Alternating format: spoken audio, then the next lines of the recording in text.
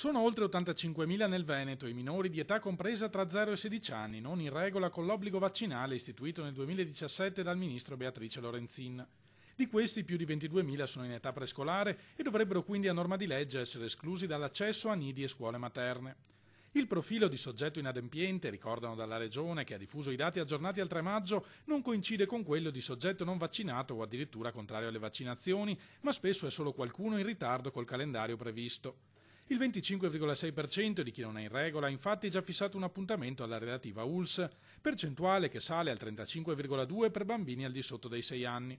Tra questi ultimi sono dunque circa 14.000 quelli che non hanno né le carte in regola né un appuntamento col medico.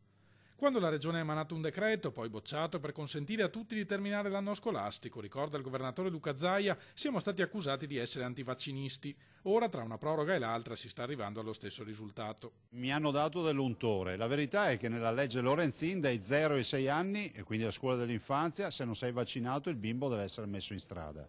Da 6 a 16 anni, se non sei vaccinato, puoi tranquillamente continuare ad andare a scuola. Quindi se non è un problema da 6 a 16 anni andare a scuola da non vaccinati, non capisco perché lo debba essere per i bimbi piccoli. Portiamo questi bimbi a fine anno scolastico, la si chiuda così, dopodiché a settembre si deciderà nelle iscrizioni.